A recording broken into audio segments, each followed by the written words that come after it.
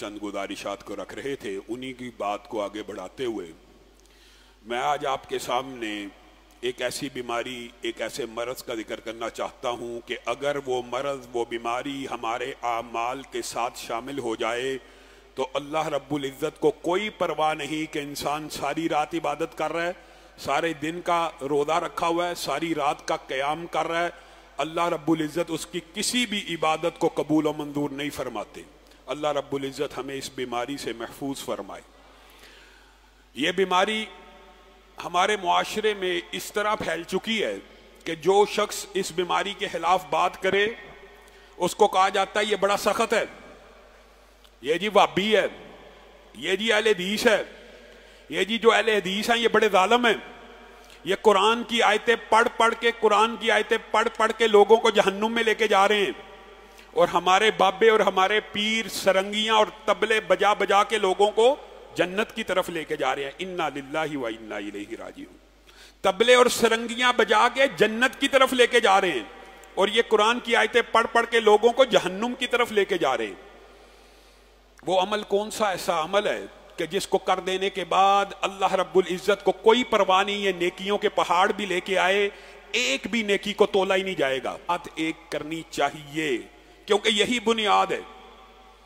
माँ आयशा ने रसूलुल्लाह सल्लल्लाहु अलैहि वसल्लम से एक दिन पूछ लिया, अब्दुल्ला इब्ने जुदान का क्या बना, अब्दुल्ला इब्ने जुदान का क्या बना। यह सवाल बड़ा अहम था। इतना बड़ा इन्फाके फी सबीलिल्लाह करने वाला कि हाजी हज पे आते तो 1000 ऊंटों को ज़िबा करके उनके सामने पेश कर देता, 1000 सूट गिफ्ट किया करता। रसूलुल्लाह सल्लल्लाहु अलैहि वसल्लम ने इरशाद फरमाया, इतनी बड़ी देग बनाई, इतनी बड़ी देग अब्दुल्ला इब्ने जुदान ने लोगों को खाना खिलाने के लिए कि मैं मोहम्मद सल्लल्लाहु अलैहि वसल्लम खाना काबा के अंदर जब कभी सूरज का साया लेने के लिए, सूरज से ओट लेने के लिए इरादा करता तो मैं उसकी देग के साए में बैठ जाता। इतनी बड़ी देग थी। आयशा ने कहा उसकी नेकियां क्या हुई, उसके ये सारे आमाल क्या हुए। तो रसूलुल्लाह सल्लल्लाहु अलैहि वसल्लम ने कहा जहन्नुम में चला जाएगा, किसी भी नेकी को नहीं तोला जाएगा। अल्लाह के रसूल, वजह क्या है? वजह यह है जो अकीदा अल्लाह के बारे में था वो अकीदा लात मनात और उज़्ज़ा के बारे में भी था। अल्लाह को मानता था लेकिन लात मनात और उज़्ज़ा को उनका शरीक भी मानता था। यहां पे आपने रुकना है, आज एक बड़ा नुक्ता समझ के जाना है इंशाअल्लाह। वो ये है, ये जी अहले हदीस जो होते हैं ना, ये वहाबी जो होते हैं, ये कुरैश मक्का और कुफारे मक्का वाली जो आयात हैं ये हम पे थोपते हैं। जो बुतों के बारे में आयात हैं हम पे थोपते हैं। कुफारे मक्का और कुरैश मक्का का अल्लाह से क्या लेना देना, वो तो अल्लाह को जानते नहीं थे, वो तो अल्लाह को पहचानते नहीं थे। ये प्रोपेगेंडा, ये मुगालता मुसलमानों के दरमियान आमदन फैलाया जाता है और झूठ बोला जाता है। वो जानते हैं कि कुफारे मक्का और कुरैश मक्का अल्लाह को जानते थे। आप बताइए, खाना काबा को कुफारे मक्का और कुरैश मक्का क्या कहते थे? क्या कहते थे? बैतुल्लाह। अल्लाह को तो पहचानते नहीं थे, तो बैतुल्लाह क्यों कहते थे? आपने ये जो मुआशरे में एक गलत फलसफा फैला हुआ इसको समझना है। और जी कुफारे मक्का कुरैश मक्का अल्लाह को नहीं थे मानते, ये वहाबियों ने जान के, ये अहले हदीसों ने जान के, ये जी देवबंदियों ने जान के ऐसे किया हुआ है, वैसे किया हुआ है। अब्दुल्ला, अब्दुल्ला, रसूलुल्लाह के वालिद का नाम क्या था? सबको पता है ना, क्या था? अल्लाह को तो मानते नहीं थे, अल्लाह को तो मानते नहीं थे, तो अब्दुल्ला नाम क्यों रखा हुआ था? जनाब अब्दुल मुत्तलिब जब अबरहा ने हमला किया था तो उसके पास गए तो उनके रोब और दबदबे, उनके हुसन, उनके शान और वकार को देख के अबरहा के ऊपर हैबत तारी होगी और वो आगे बढ़ के उनका इस्तकबाल करता, अपने साथ तख्त पे बिठाता है। जब उन्होंने कहा ना मेरे 40 ऊंट, मेरे 100 ऊंट, मेरे ऊंटों का जो हिसाब किताब है उनको जरा वापस कर दे, तो उसके दिल से सारी हैबत चली गई। उसने कहा मैंने सोचा था कि आप मेरे पास आएंगे और मुझसे बात करेंगे खाना काबा की और इसके ऊपर हमले के बारे में बात करेंगे, आप आके मुझसे अपने ऊंटों की बात कर रहे हैं। اس وقت جناب عبد المطلب نے کیا جواب دیا تھا؟ ہاں میں اپنے اونٹوں کی بات کرنے آیا ہوں، جو تو کہتا ہے نا وہ جس کا گھر ہے، وہ جس رب کا گھر ہے وہ جانے، تو جانے، میں اس کی بات ہی نہیں کرنے آیا۔ آپ کہتے ہیں وہ اللہ کو جانتے ہی نہیں تھے۔ اور یہ بات ہو سکتا ہے لوگ کہیں کہ یہ جی علامہ صاحب یا حافظ صاحب اپنی طرف سے یہ روایات بنا رہے ہیں، ان کی سند میں کچھ ضعف ہو سکتا ہے، یہ تریحی بات ہے۔ حالانکہ عبداللہ نام کی بات تریحی نہیں ہے، بیت اللہ کی بات تریحی نہیں ہے۔ لات ایک شخص تھا جو حاجیوں کو ستو گول کے پلایا کرتا تھا، اس کا انہوں نے بت بنایا ہوا تھا۔ میں آپ کے سامنے اس حوالے سے کسی مولوی کی رائے نہیں رکھتا، کسی حدیث کا حوالہ نہیں رکھتا، میں آپ کے سامنے قرآن پاک کی 20 سے زائد آیات ہیں، ان کا ایک خلاصہ رکھنا چاہتا ہوں۔ اللہ رب العزت نے کلام حمید میں رسول اللہ صلی اللہ علیہ وسلم کو ایک حکم دیا۔ اللہ حکم دے رہا ہے، کن کے حوالے سے؟ کفار مکہ اور قریش مکہ کے حوالے سے حکم دے رہا ہے۔ قل لمن الارض ومن فیہا، اے اللہ کے رسول ان کفار مکہ ہی سے، قریش مکہ ہی سے پوچھ لیجئے زمین و آسمان کی بادشاہی کس کے لیے ہے؟ کفار یہ گڑبڑ تھی، یہ ساری آیتیں بتوں کے بارے میں، یہ ساری آیتیں اس حوالے سے ہیں، اللہ کے تعارف کے حوالے سے ہیں۔ قل من رب السماوات السبع ورب العرش العظیم، آپ پیارے نبی ان کفار مکہ سے پوچھ لیجئے 7 آسمانوں کا اور عرش عظیم کا مالک کون ہے؟ قل امن یملک السمع والابصار، آپ ان کفار مکہ سے پوچھ لیجئے قوت سامعہ اور باصرہ کا مالک کون ہے؟ قل، آپ پوچھ لیجئے، آپ کہیے، ان سے پوچھئے زندوں کو مردہ اور مردوں کو زندہ کون کرتا ہے؟ 20 سے زائد مقامات میں اللہ رب العزت نے، جائیے آج قرآن پاک اٹھائیے، ان آیات کا ترجمہ پڑھیے، خود کسی بھی ترجمہ کرنے والے کا ترجمہ پڑھیے۔ یہ مولوی کہہ رہا ہے کہ اللہ کہہ رہا ہے؟ اللہ سے زیادہ سچی بات کسی کی ہو سکتی ہے؟ آگے کفار مکہ کا جواب بھی اللہ نے قرآن میں دے دیا تاکہ آج کا مولوی آپ کو مغالطہ نہ ڈال سکے۔ سَيَقُولُونَ لِلَّهِ، کفار مکہ اور قریش مکہ کہیں گے ان سب قوتوں کا حقیقی مالک کون ہے؟ اللہ۔ وہ تو اللہ کو جانتے ہی نہیں۔ یہ کہاں سے فلسفہ آیا؟ یہ صرف شرک کے رستوں کو کھولنے کے لیے آپ کو یہ مغالطہ دیا جاتا ہے کہ وہ اللہ کو نہیں جانتے۔ اللہ کہتا ہے وہ تو کہیں گے ان ساری قوت سامعہ، باصرہ، عرش عظیم کا، زمین و آسمان کا، مردوں کو زندہ اور زندوں کو مارنے کے سارے معاملات آج اگر سمجھ جائیں تو انشاءاللہ شرک کے سارے دھندے اور آپ نے بلاک کرنا ہے۔ اور ایک بات یاد رکھیا کیجئے کہ شرک کے حوالے سے، بدعت کے حوالے سے جب بھی کسی کو تبلیغ کریں، نیت میں اصلاح اور نیت میں غرور اور تکبر نہیں ہونا چاہیے۔ اصلاح کی نیت ہونی چاہیے کہ یہ میرا بھائی اگر شرکیہ اعمال میں ملوث ہے تو جہنم میں نہ چلا جائے، اس کو میں نے بچانا ہے۔ ہوتا کیا ہے؟ شرک کا رد کرتے ہوئے تانا دیا جاتا ہے، بدعات کا رد کرتے ہوئے تان و تشنیع کی جاتی ہے، تو تان و تشنیع سے ہدایت نہیں ملتی۔ اصلاح کی نیت اور وہ ساتھی شرح صدر کے ساتھ، کسی کو تانا دینا مقصود نہیں ہے، صرف اصلاح کرنی مقصود ہے کہ شاید کہ تیرے دل میں اتر جائے میری بات۔ اختلاف کیا تھا؟ ایک بات سمجھیے، نقطہ اختلاف۔ آپ یہ سمجھتے ہیں کہ وہ رب کو نہیں تھے جانتے، یا اللہ کو نہیں تھے پہچانتے، یا ان کی نظر میں قوت سامعہ اور باصرہ کا مالک رب نہیں تھا، زمین و آسمان کی بادشاہی رب کی نہیں تھی؟ ایک بات یاد رکھیے گا، آج جتنے بھی دنیا میں مذاہب ہوتے ہیں، مذاہب، مذہب، دین، مافوق الاسباب ہستی، ایک عظیم شخصیت، ایک قدرت والی شخصیت کا تصور، مذہب کا مطلب یہ ہوتا ہے کہ جو ایک حالق حقیقی کے اوپر ایمان لے کے آئے۔ طریقے اپنے اپنے ہو سکتے ہیں، مذہب اس چیز کی بنیاد ہے کہ خالق حقیقی کے اوپر ایمان لے کے آئے۔ اور ایک بات یاد رکھیے گا، اس توحید کا ایک نام ہے، اس کو کہتے ہیں توحید ربوبیت۔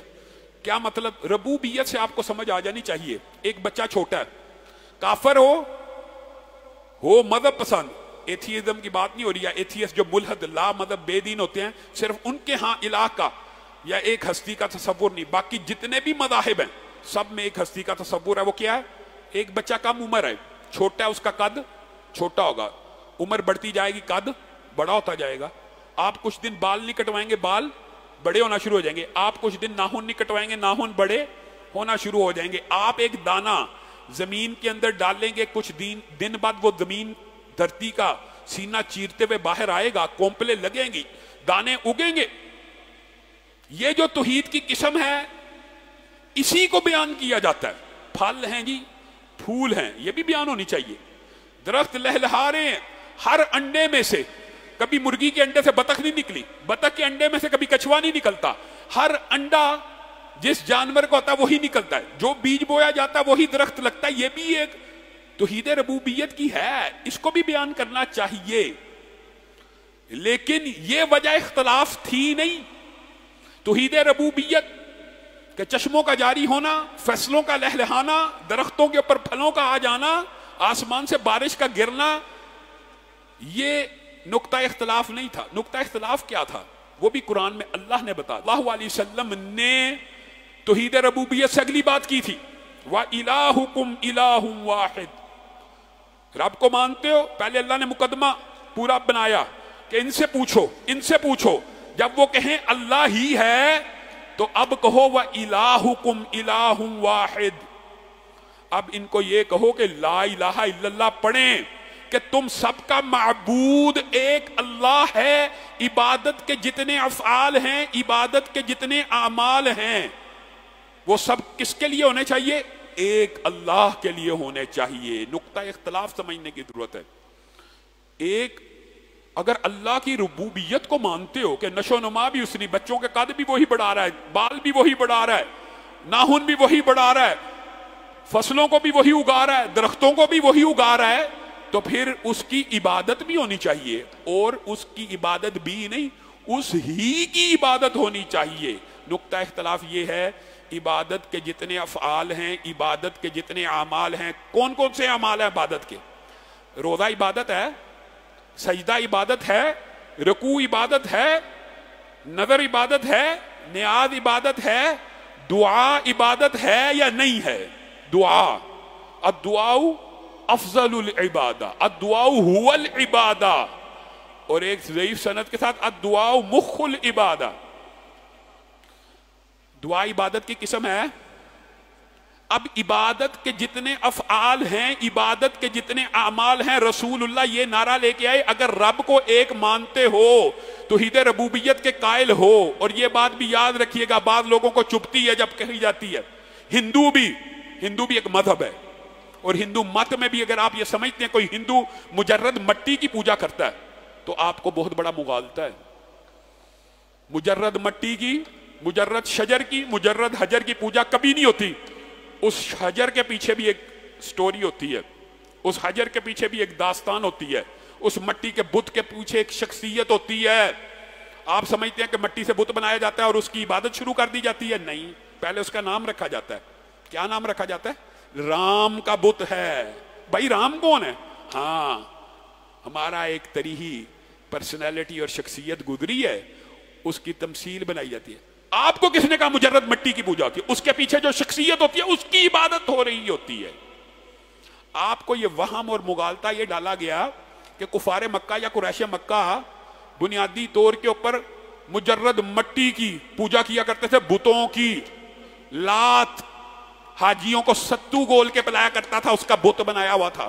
تو مٹی کی پوجا ہو رہی ہے کہ لات کی ہو رہی ہے؟ یہ بات یاد رکھیے گا کہ عبادت کے جتنے افعال ہیں اس کے اندر دعا بھی شامل ہے. یہ مقدمہ آپ کے سامنے رکھ رہا ہوں, مقدمہ رکھ رہا ہوں. عبادت کے جتنے افعال ہیں ان میں دعا شامل ہے. اور آج کے بعد آپ نے گھر جانا ہے, سورۃ یونس کی آیت نمبر 18 اٹھانی ہے. جو ہمارے معاشرے میں پھیلا ہوا شرک کا کاروبار ہے, دھندا ہے. اللہ رب العزت من دون اللہ ما لا یضرهم ولا ينفعهم, آگے وَيَقُولُونَ هَؤُلَاءِ شُفَعَاؤُنَا عِندَ اللَّهِ. اور جو بندہ بھی عبادت کرتا ہے, اللہ کہتا ہے عبادت کرتا ہے, یہ کہتے ہیں ہم وسیلہ ڈال رہے ہیں, اللہ اس کو عبادت کہہ رہا ہے. وَيَعْبُدُونَ مِن دُونِ اللَّهِ مَا لَا يَضُرُّهُمْ وَلَا يَنفَعُهُمْ. جو عبادت کرتے ہیں ان کی جو ان کو نہ نقصان پہنچاتے ہیں نہ نفع پہنچاتے ہیں. جب ان کو آپ روکیں گے ٹوکیں گے, وَيَقُولُونَ هَؤُلَاءِ शुफाउना इंदल्लाह, उनका एक ही कौल होगा, ये हम इनकी इबादत कोई नहीं कर रहे, ये इबादत नहीं है। अल्लाह कह रहा है ये इबादत है, वो कहेंगे हम इनकी इबादत नहीं कर रहे, ये हमारे सिफारशी हैं अल्लाह के यहाँ। अल्लाह कहता है तुम मुझे ऐसी खबर दे रहे हो जो जमीनों आसमान में किसी को पता नहीं। सुब्हानहू व तआला अम्मा युशरिकून, अल्लाह रब्बुल इज्जत ने वसीले की इस किस्म को खुद शिरक कहा। अगर अभी भी जहन में कोई बहाम है, जाइए किसी का भी तर्जमा उठा के इस आयत का तर्जमा पढ़ लीजिए, और अगर कोई जहन में वहम और अशकाल बाकी रहे, सूरत जुमर को उठाइए, आयत नंबर 3 पे आ जाइए। वल्लज़ीन इत्तख़ज़ू मिन दूनिही औलिया मा नअबुदुहुम इल्ला लियुक़र्रिबूना इलल्लाहि ज़ुल्फ़ा इलल्लाहि। अब बताइए इस आयत के बाद भी कोई तशरीह की मजीद जरूरत रहती है? वल्लज़ीन इत्तख़ज़ू मिन दूनिही औलिया, क़यामत तक शिरक सिर्फ इस एक बुनियाद के ऊपर होगा, जो कोई भी अल्लाह के अलावा किसी को अपना मददगार पकड़ेगा उसको कहोगे अल्लाह के लिए रुक जाओ, अल्लाह के लिए रुक जाओ, तो वो कहेगा मा नअबुदुहुम, मैं इसकी इबादत थोड़ी कर रहा हूं, इल्ला लियुक़र्रिबूना इलल्लाहि ज़ुल्फ़ा, ये हमें अल्लाह के करीब लेके जाने वाले हैं। अल्लाह अकबर। यहां पे रुकिए, अल्लाह की कसम अकल के ऊपर कैसा पर्दा है, कैसा पर्दा है। एक वलीउल्लाह जब तक जिंदा है बैठा हुआ है, बाहर की बात नहीं सुन रहा अपने मुरीद की, घर के बाहर मुरीद हो वो उस तक पैगाम रसानी नहीं हो रही, दीवार के पीछे की नहीं सुन रहा, लेकिन जैसे ही ये नुक्ता गौर तलब है, अकल के ऊपर पर्दा है। ये जो कब्र में चला गया ये कैसे सुन रहा है? क्या जवाब देते हैं? अल्लाह की कुदरत से, अल्लाह ने इसे ताकत दी है, अल्लाह ने इसे कुदरत दी है। जिस रब ने उस मैयत को कुदरत दी है कि वो पूरी दुनिया की सुन रहा है, वो रब खुद नहीं सुन रहा। इन्ना लिल्लाहि व इन्ना इलैहि राजिऊन। अकल के ऊपर पर्दा इसी को कहते हैं। जिस रब ने कुदरत दी है कि वो मैयत पूरी दुनिया की सुन रही है, वो रब खुद बराह रास्त नहीं सुन रहा। उस रब तक को सुनाने के लिए वसीले की जरूरत है, वास्ते की जरूरत है, सीढ़ी की जरूरत है। और अजीब दोगला नजरिया यहां पे कहेंगे, अल्लाह कहेगा वइज़ा सअलका इबादी अन्नी फइन्नी करीब, जब मेरे बंदे मेरे बारे में सवाल करें तो मैं करीब हूं। मौलवी कहेगा नहीं नहीं तू दूर है। अल्लाह कह रहा है मैं करीब हूं, मौलवी कहेगा नहीं दूर है। अल्लाह कह रहा है मैं करीब हूं, मौलवी कह रहा है नहीं नहीं बड़ी दूर है। उस तक पहुंचने के लिए एक जरिया, एक तरीका, एक वसीला, एक सीढ़ी, एक जरिया चाहिए। जो कब्र में चला गया वो करीब हो की कुदरत से, और खुद अल्लाह करीब नहीं है। इकरमा बिन अबी जहल का वाकया भी हमारे दिमाग से महव हो गया। एक एक वाकया, एक एक आयत ऐसी है कि जो इंसान के अकीदे को दुरुस्त कर सकती है। इकरमा बिन अबी जहल का वाकया सबको आता है। मैं अल्लाह की कसम बगैर तंज के इस्लाह की नीयत से, अपने उन भाइयों की इस्लाह की नीयत से आया हूं कि जिनके अकीदे में शिरक की यह किस्म पाई जाती है। इकरमा बिन अबी जहल कश्ती पे सवार हुए, कश्ती भमर में फंस गई, गिरदाब में। मल्लाह कहने लगा, कश्ती वाले पुकारने लगे लात मनात उज्जा वगैरह को, कहा अपनी दुआओं को खालिस करो। तो इकरमा बिन अबी जहल खुद कहते हैं मैंने समझा मैं दो को पुकार रहा हूं, लात और मनात को, तो इसके कहने का मतलब है दोनों में से एक को पुकारो, खालिस करो।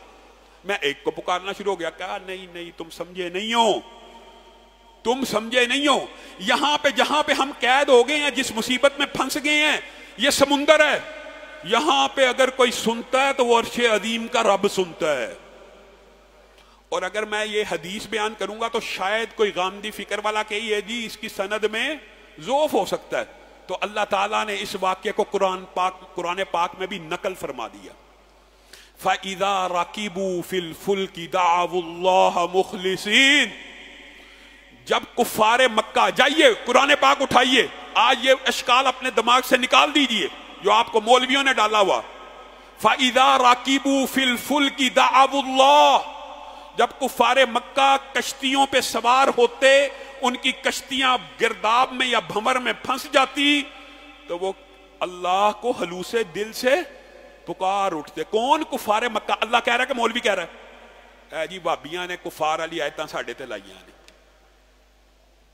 अल्लाह कह रहा है कि कुफारे मक्का अगर कश्तियों में फंस जाते, गिरदाब में फंस जाते, तूफानों में फंस जाते, तो अल्लाह को हलूसे नीयत से पुकार उठते, और जब वो खुशकियों पे अल्लाह ताला उनको ले आता, इदा हुम युशरिकून, फिर अल्लाह के अलावा भी साथ में कुछ और लोगों को सिफारशी बनाकर अल्लाह के सामने पेश करना शुरू कर देते और उनको पुकारना शुरू कर देते। इक्रमा बिन अबी जहल ने जैसे ही मल्ला की ये बात सुनी, दिल के ऊपर चोट लगी। ओहो, अगर समुंदर में भी एक अकेला तन्हा रब ही सुनता है और यहां पे भी उसकी पुकार में, निदा में, दुआ में किसी को शरीक नहीं ठहराया जाना, तो मैं सारी जिंदगी ऐसे ही मोहम्मद सल्लल्लाहु अलैहि वसल्लम से लड़ता रहा तलवार उठाकर। वो भी तो यही कहते थे हमें, वा इलाहुकुम इलाहुम वाहिद, कि खुशकियों में भी अगर पुकारना है तो सिर्फ एक अकलौते रब को पुकारना है। अगर समुद्रों में कुफारे मक्का तुम्हारा अकीदा है कि एक अल्लाह को पुकारना है, तो खुशकियों पे क्यों नहीं आ गया? सिर्फ मसला समझ आने की बात है। और यहां पे तंज के बगैर, तानो तशनी के बगैर आपने अपने मुआशरे का जायजा लेना है। फिर कहते हैं ये जी बड़े जालिम है जी, हमें कुरैश मक्का से मिला देते हैं। हम नहीं मिलाते, अल्लाह की कसम, लेकिन आपने जुल्म ढाने में कोई कसर छोड़ी है?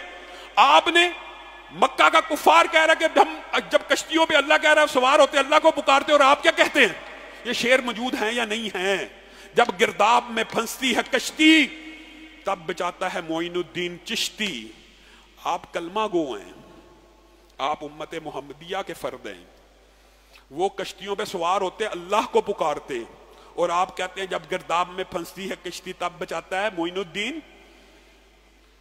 और दूसरा उठता है और कहता है पूरी की पूरी कश्ती को मुर्दों और मैयतों समेत पीर अब्दुल कादर जिलानी ने बाहर निकाल दिया। ये इल्जाम फिर भी हम पे कि हम आपके ऊपर इल्जाम लगाते हैं। आप अपने रवैयों की इस्लाह करें। आप देखें आप क्या कर रहे हैं। अल्लाह के बंदो, वसीले की जायज और फिर उसके बदले में जो आयात पेश की जाती हैं, ये अल्लाह ताला ने खुद कहा कि वसीला तलाश करो। अल्लाह ने सिर्फ ये जब कहा वसीला तलाश करो तो उसके अहकामात नहीं नाजिल किए। वलिल्लाहिल अस्माउल हुस्ना फदऊहु बिहा। अल्लाह ने कहा वसीला तलाश करो। अल्लाह बीमारियों को दूर करने वाले शिफा दे, अल्लाह के खूबसूरत नाम है, उनको उसका वास्ता देना है, तो उनको उसका वास्ता देना है। आपने कोई नेक अमल किया, उसका वास्ता देना है। किसके लिए किया है? अल्लाह के लिए।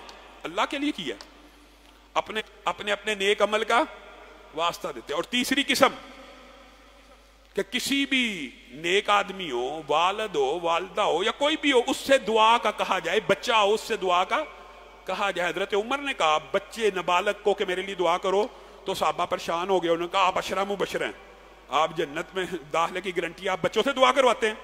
कहा हाँ, क्योंकि इसके नामा अमाल में अभी तक कोई गुनाह नहीं लिखा हुआ। दुआ करवाना किससे? किसी जिंदा नेक हो, बच्चा हो, वालिद हो, वालदा हो, ये वसीले की एक जायज किस्म है। हम मानते हैं कि दुआ, एक होता है बंदा किसी नेक आदमी के पास जाए और उसको कहे मेरे लिए दुआ की जाए, वालिदा के पास जाए, वालिद के पास। और एक ये होता है अल्लाह तू मुझे मेरी वालिदा की वजह माफ कर दे। दोनों में जमीन आसमान का फर्क है। यहां पे आपने जात का वसीला दिया कि दुआए वालिदा का वसीला दिया, जात का वसीला। और जात के वसीले को हम रद्द क्यों समझते हैं और हम बातिल क्यों समझते हैं? एक तो कुरान पाक की जो सूरह यूनुस की आयत नंबर 18, सूरह ज़ुमर की आयत नंबर 3 आपके सामने रख दी, ये बय्यन दलील है। उसके बाद जो उनकी दलील है जात के वसीले के जवाज की, हैरान रह जाएंगे आप, हैरान रह जाएंगे। वो दलील उनके खिलाफ है, वो दलील उनके खिलाफ है, लेकिन पेश भी वही करते हैं, लेकिन अकल के ऊपर पर्दा। क्या दलील है? आप सबने वाकया सुना, इशारा करना मकसूद है बात को ताकि मुख्तसर रखा जाए। रसूलुल्लाह की जिंदगी में रसूलुल्लाह ने दुआ की बारिश बरस गई। अब दुनिया से चले गए हैं रसूलुल्लाह सल्लल्लाहु अलैहि वसल्लम, हजरत उमर का दौर है। ये दलील वो पेश करते हैं और वो दलील भी उनके खिलाफ है, और आप समझते हैं जी ये दलील है जात के वसीले की। हजरत उमर का दौर आया, हजरत उमर कहां पे खड़े होकर खुतबा दे रहे हैं? मस्जिदुन नबवी की ज़ियारत नसीब फरमाए। जो गए उन्होंने देखा मिंबर रसूल रोज़ा रसूल से कितनी दूर है, चंद कदम के फासले के ऊपर। एक शख्स आया, उसने हजरत उमर से वही अपील की कि रास्ते तबाह हो गए, मवेशी हलाक हो गए, फसलें बर्बाद हो गई, दुआ कीजिए कि अल्लाह बारिश बरसाए। हजरत उमर ने कहा जाओ चचा अब्बास को बुलाओ। अब यहां से ये कहते हैं जात का वसीला समझने की जरूरत है आपको, बड़ी आम फहम बात है, कोई रॉकेट साइंस नहीं है। चचा अब्बास को बुलाओ, क्यों? चचा अब्बास जब दुआ करते हैं तो अल्लाह उनकी सारी दुआएं, ये हदीस दुआ के वसीले की है और इसको पेश किया जाता है जात के वसीले के ऊपर। अगर जात का वसीला होता तो हजरत उमर कहां पे हैं? रोज़ा रसूल से कितने कदम के फासले पे हैं। हजरत उमर दुआ करते, ऐ अल्लाह मोहम्मद सल्लल्लाहु अलैहि वसल्लम के वास्ते बारिश बरसा दे। क्यों नहीं कहा? क्योंकि किसी सहाबी का यह अकीदा नहीं था कि जात का वसीला जायज है। अगर जायज होता तो कोई सहाबी रसूलुल्लाह सल्लल्लाहु अलैहि वसल्लम के जात का वसीला दे के मांगता। किसको बुलाया गया है? चचा अब्बास को। किसने दुआ की है? चचा अब्बास ने। तो किसी जिंदा के पास जाके दुआ करवाना ये जायज है और वसीले की जायज किस्म है। यहां से साबित होता है कि सहाबा का और खुलफाए राशिदीन का अकीदा दुआ के वसीले का था, जात के वसीले का नहीं था। क्योंकि जात का वसीला अगर याल में बरदख में मिले थे कि नहीं थे मिले, तो जात का वसीला हजरत उमर ने क्यों नहीं दिया? इसका मतलब है दुआ का वसीला है, सिर्फ दुआ का। जात के वसीले की कोई अहमियत नहीं है ना, शरीयत में ये बात साबित है। लेकिन दुख ये है, चलिए ये तो एक बात, इस किस्म बड़ी किस्में अल्लाह माफ करे। अब हम क्या बात करें? बात कहते हुए डर लगता है कि तौहीद रबूबियत के तो आप वो रसूलुल्लाह की हदीस भूल गए कि बारिश हुई, तो रसूलुल्लाह ने कहा कल रात बारिश हुई। बाद लोग काफिर हो गए और बाद लोग पक्के ईमानदार हो गए। कौन काफिर हो गए? अल्लाह के रसूल, जिन्होंने कहा फलां सितारे की हरकत की वजह से बारिश हुई है, वो काफिर हो गए। कुफारे मक्का भी बारिश बरसाने के लिए अल्लाह को मानते थे। हमारे यहां पे बिगड़ी बनाने वाले अलग गए, बारिश बरसाने वाले अलग गए, औलाद देने वाले अलग गए, रिज़्क देने वाले अलग गए। अल्लाह के रसूल आपकी हर बात से इत्तफाक है, लेकिन जब आप ये कहते हैं ना इबादत को खालिस एक अल्लाह के लिए कर दो और इबादत का कोई जुज किसी गैर के लिए नहीं होना चाहिए, ये हमें मंजूर नहीं है। बस ये नुक्ता इख्तलाफ था और कोई इख्तलाफ नहीं था पाया जाता। इसीलिए रसूलुल्लाह सल्लल्लाहु अलैहि वसल्लम की हदीस है कि साहब का दौर में एक स्थान हुआ करता था, वहां से एक शख्स गुजरा, उसको कहा चढ़ावा चढ़ा। उसने कहा मेरे पास चढ़ावा चढ़ाने के लिए कुछ नहीं। कहा मक्खी के आस्थाने के ऊपर होगी, मक्खी के भी दो पर हैं, मक्खी भी मखलूक है, नहीं करूंगा। उसको उन्होंने पकड़ के कत्ल कर दिया। रसूलुल्लाह सल्लल्लाहु अलैहि वसल्लम ने इरशाद फरमाया जिसने मक्खी का चढ़ावा चढ़ाया गैरुल्लाह के लिए, मक्खी का, वो हमेशा आग में जलेगा।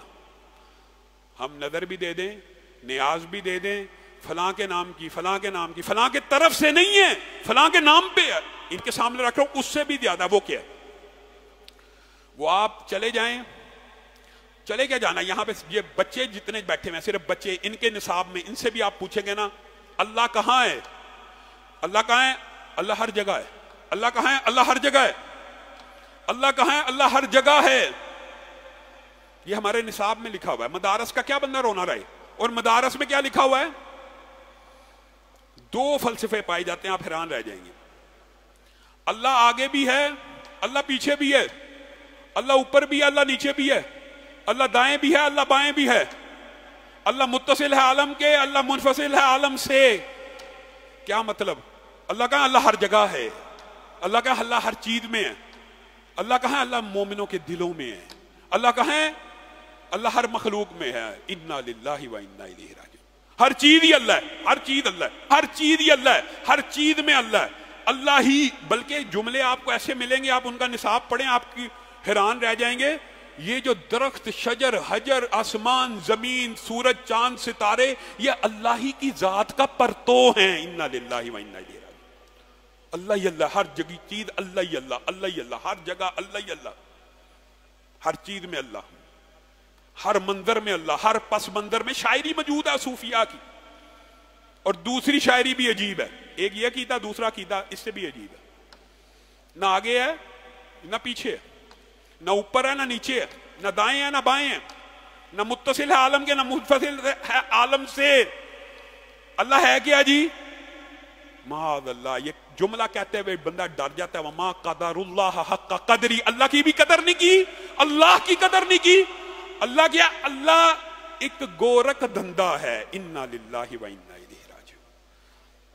और सूफी शोरा ने नहीं कहा तू एक गोरख धंधा है। अल्लाह के साथ कैसी बदतहजीबी हो रही है। अल्लाह की जात है। व कल्लमल्लाहु मूसा तकलीमा।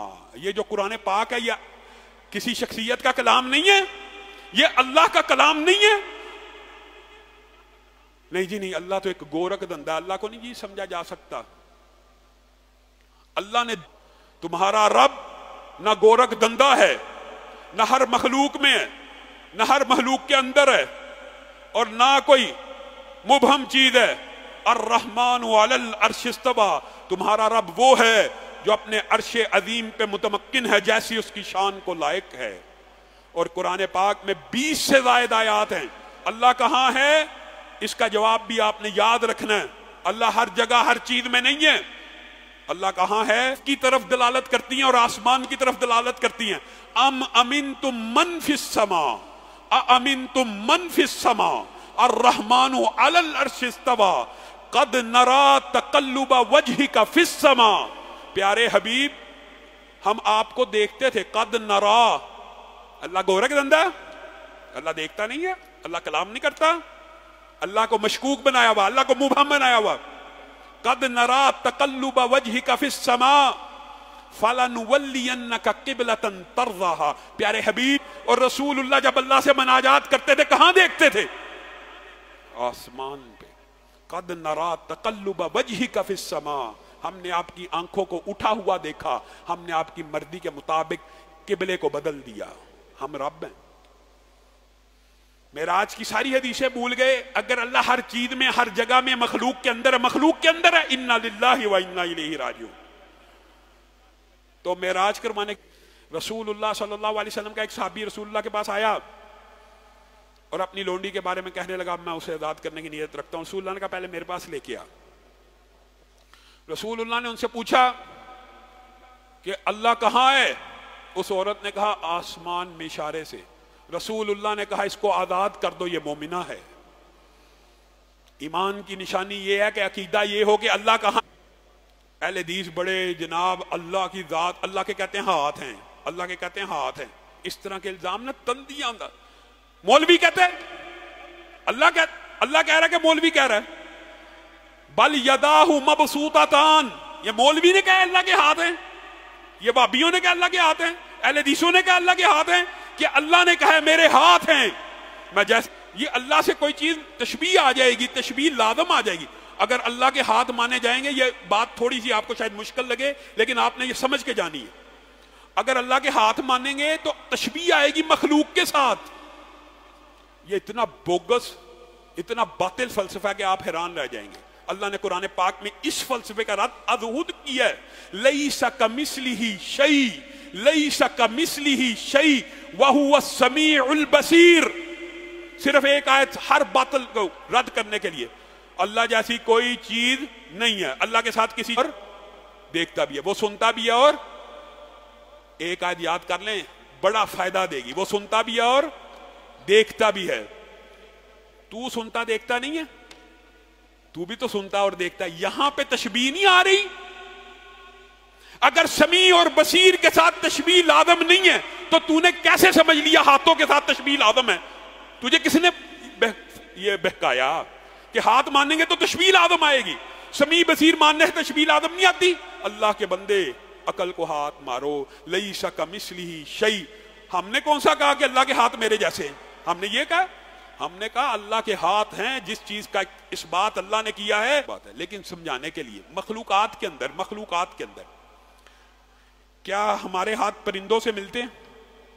क्या परिंदों के हाथ चूंटियों से मिलते हैं?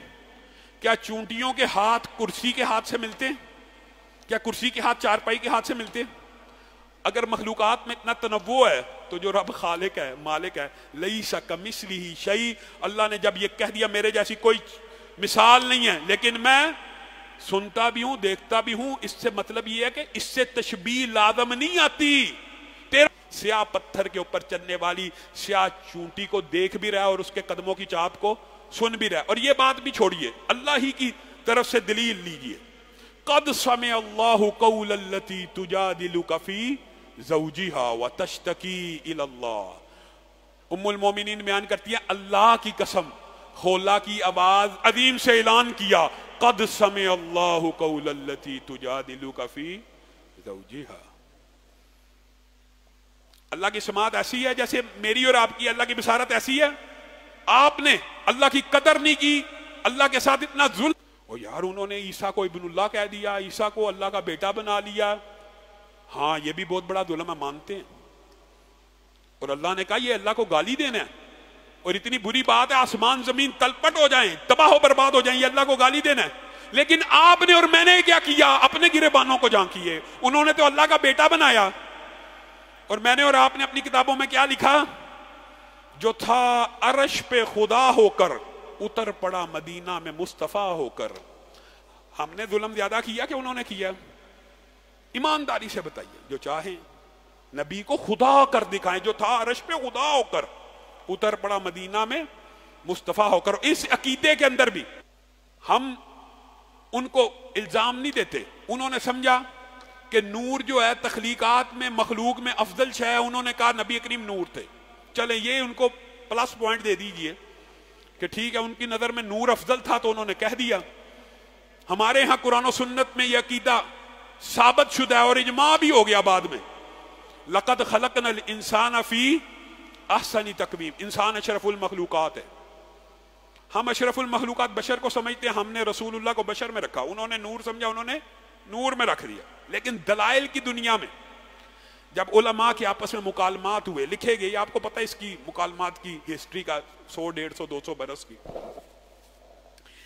یہ دلائل سے ثابت ہوا کہ انسان اشرف المخلوقات ہے. اور دلیل ایک تو یہ، اور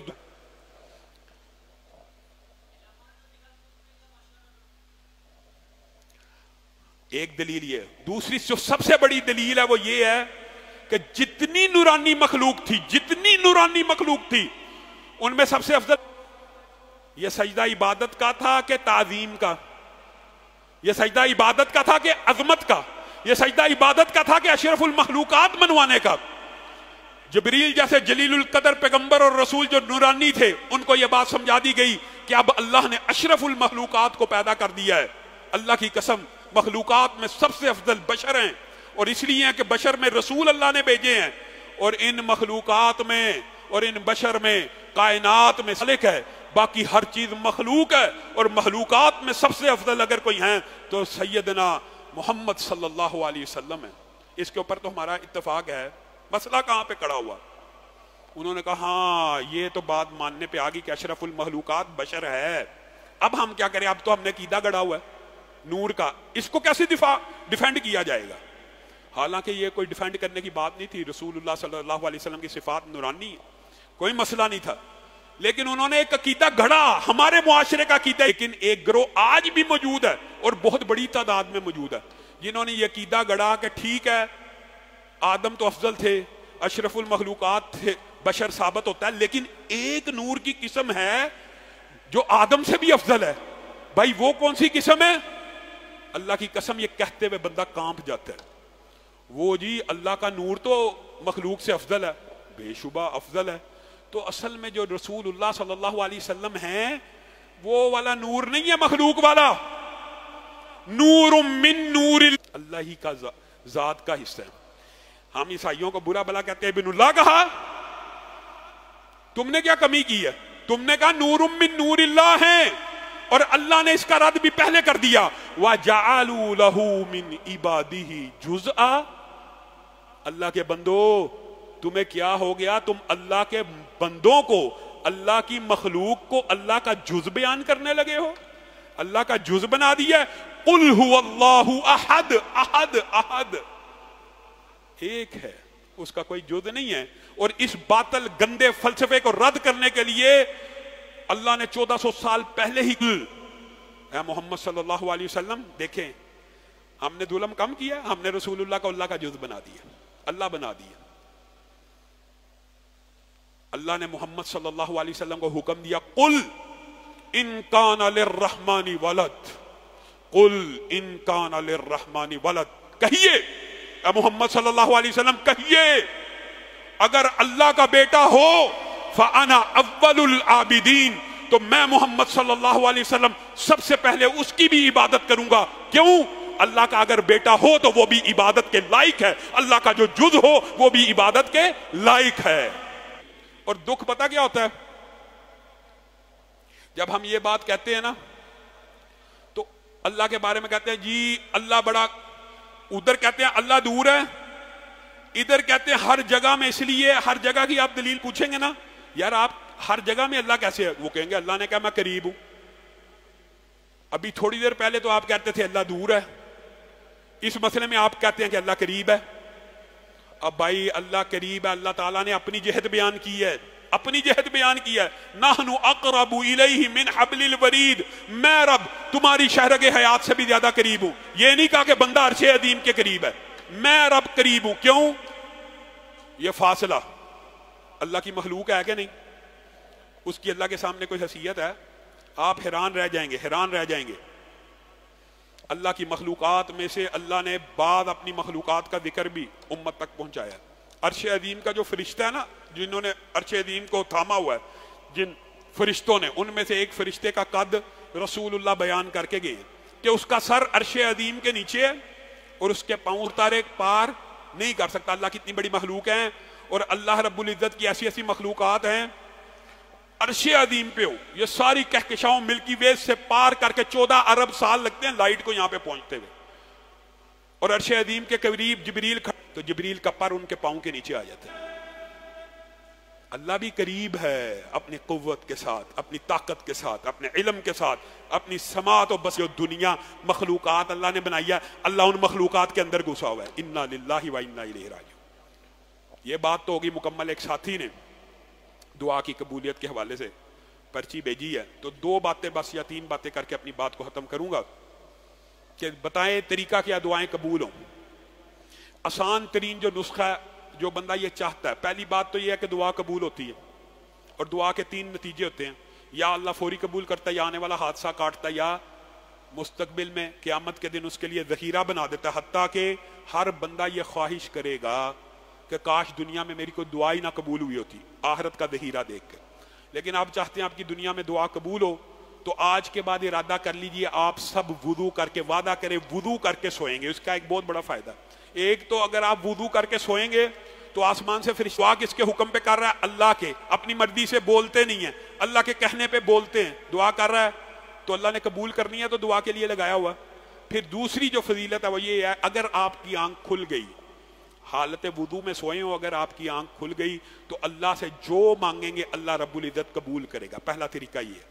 دوسرا طریقہ یہ ہے کہ ایک بندے نے وضو تو نہ کیا، یاد نہیں رہا، سفر میں تھا، تھکا ہوا، وضو کیے بغیر سو گیا، اب کیا کرے؟ اب کیسے دعا قبول ہونی ہے؟ تو یہ بات بھی یاد رکھیے، دوسری حدیث میں یہ لفظ آتے ہیں، جو بندہ رات کو بغیر وضو بھی سویا ہو، اچانک آنکھ کھلے، وہ کیا کرے؟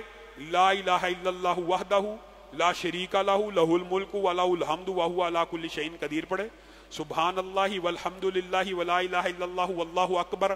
جو جی چاہے یہ کلمات ادا کرنے کے بعد اللہ سے مانگے، اللہ قبول کر لے گا۔ اور پھر تیسری بات یہ ہے کہ لوگوں کے لیے دعا کرنی چاہیے، لوگوں کے لیے، لوگوں سے کروانی بھی چاہیے، حضرت عمر کی بات آپ کے سامنے رکھ دی، اور لوگوں کے لیے بھی کرنی چاہیے۔ اور دیکھا بڑا خوبصورت نوجوان ہے، عیسائی ہے، کہنے لگے اے اللہ کیا یہ خوبصورت چہرہ آگ میں جلے گا؟ کیا یہ خوبصورت چہرہ آگ میں جلے گا؟ اس کے لیے دعائیں شروع کر دی۔ 4 دن نہیں گزرے حسن بن عیسیٰ نے اسلام کو قبول کر لیا۔ اور اس طرح کے واقعات متعدد ہیں۔ اور دوسرا یہ تو پرانا واقعہ بیان کیا، عصر حاضر کا ایک واقعہ بیان کرتا ہوں۔ کسی کے لیے دعا کرنا، کسی کو لان سے ایک فرشتہ آپ کے پیچھے آگے کھڑا ہو گیا، نہیں اللہ تیرے پہ بھی رحمتوں کا نزول فرمائے، اللہ میرے بھائی کو 10 لاکھ دے، نہیں اللہ تجھے بھی دے، اللہ میرے بھائی کو گاڑی دے، نہیں اللہ تجھے بھی دے، پیکٹ کر رہے ہیں۔ اور پھر میں آپ کو عصر حاضر کا ایک واقعہ بتا کے اپنی بات کو ختم کروں گا۔ طائف کے ساتھ ایک شہر ابہا، اس کے امام مسجد نے ایک شخص کا جنازہ پڑھایا، اور جنازہ پڑھانے کے بعد اس کی تدفین ہوگی، اس رات اس کو خواب آئی کہ یہ جس شخص کا میں نے جنازہ پڑھایا ہے یہ جنت الفردوس میں داخل ہو گیا، اور اس سے پوچھا ہے اللہ کے بندے تو جنت الفردوس میں کیسے داخل ہو گیا؟ کہا میرے لیے فلاں بدو نے ایک دعا کی تھی جس کی وجہ سے میں جنت الفردوس میں داخل ہو گیا ہوں۔ وہ امام اٹھا اور اس بدو کے پاس چلا گیا اور جا کے پوچھا تو کل جنازے میں شریک ہوا تھا؟ کہا ہاں شریک ہوا تھا۔ کہا تو نے کیا دعا کی تھی؟ وہ شخص مجھے خواب میں ملا، جنت الفردوس میں تیری دعا کی وجہ سے چلا گیا۔ کہا اچھا؟ کہا میں نے ایک ہی دعا کی تھی، اے اللہ ہم بدو مزاج کے لوگ ہیں، جب کوئی مہمان ہمارے گھر میں آ جائے ہم یہ نہیں دیکھتے کہ ہمیں بھوک لگی ہے ہمارے بچوں کو لگی ہے، جو چیز ہوتی ہے اس کے سامنے پیش کر دیتے ہیں، اے اللہ میرا یہ دوست مہمان بن کے تیری بارگاہ میں پیش ہو رہا ہے، اس کی عمدہ میزبانی کری۔ تو وہ شخص جنت الفردوس میں داخل ہو گیا۔ تو لوگوں سے دعا کروایا کیجئے، لوگوں کے لیے دعا کیا کیجئے۔ سبحان ربک رب العزت عما یصفون وسلام علی المرسلین۔ یہ تھے جمعیت اہل حدیث پاکستان کے صدر حضرت علامہ ہشام علی ظہیر صاحب، جو آپ کے سامنے مخصوص انداز میں خطاب فرما رہے تھے۔